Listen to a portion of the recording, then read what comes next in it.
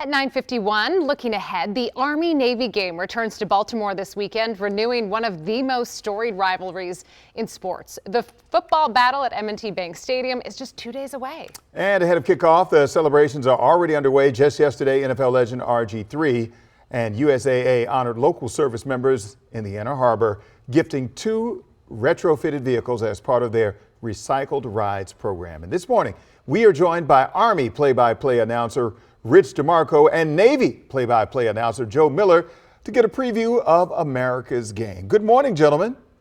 Good morning. Thanks for having us. All right, so Rich, we're going to start with you. What's the biggest storyline for Army heading into Saturday's matchup?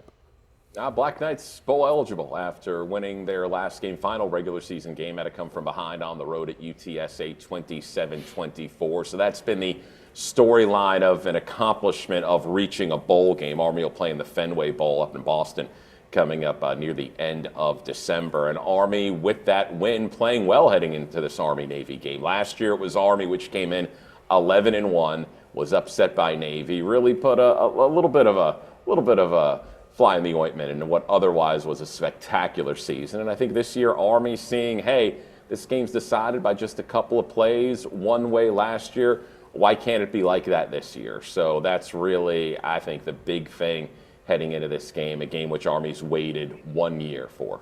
All right, Joe, wanted to ask you this next question.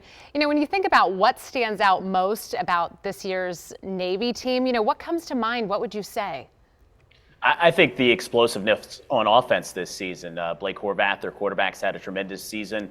Eli Heidenreich, who is sort of a hybrid wide receiver running back in their snipe position, as they like to call it, has had a unbelievable season. He's broken nearly every receiving record at Navy in career and single season, just 18 yards away from the single season record coming in this game. So offensively, they've been a juggernaut this season, and I think that's the biggest thing that stands out for them and for this senior class too. Horvath, a senior, Heidenreich, a senior, Alex Teska, their top running back, a senior as well, Landon Robinson, their top defensive player, a senior. So for those in that senior class, they've accomplished a lot of things, beating Army last year, winning the CIC, winning a portion of the American Conference regular season title this year, but none of that's going to mean anything unless they win on Saturday. That's how big a deal it is for them, and it really is a historic opportunity for them to put themselves amongst the top classes in the history of Navy football. No team has ever won back-to-back 10-win seasons, and they have a chance to do that on Saturday. Wow, okay. All right, Rich, who's the Army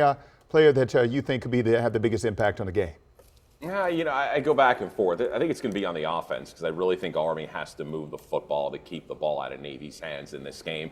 The quarterback, Cale Helms, sure. I think the Army offensive line, led by center Brady Small, that unit has to be at its best against this Navy defensive line. I think if the Army offensive line can hold their blocks, allow Army to move the football, I think that is a huge, huge positive for Army in this game.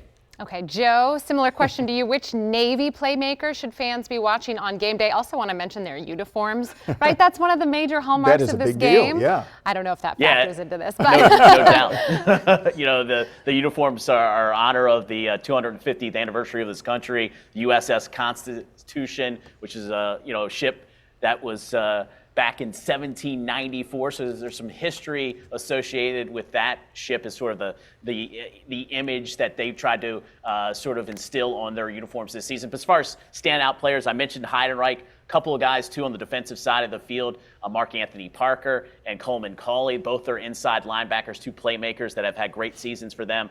But I think most people will look at Blake Horvath as their top playmaker, their quarterback, and Eli Heidenreich, their top receiver.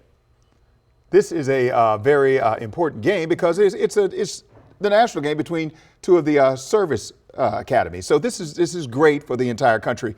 And at the end, what I like, you guys can weigh in on this in the last couple of seconds here, is they come together. The winner gets to sing last, but they sing the fight song for the schools. So it's a rivalry with a lot of respect.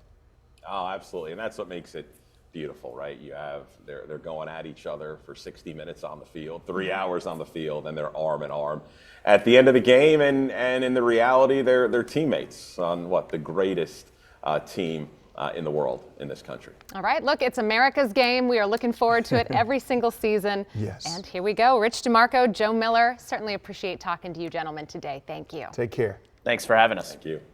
Okay, we're looking forward to this. I feel like getting us all excited, hyped up for it. I know. It's a great way to end football's regular season for both of those squads. Something we can all get on board with, too. At the Exactly. end of the day, we're cheering for all of them. Right.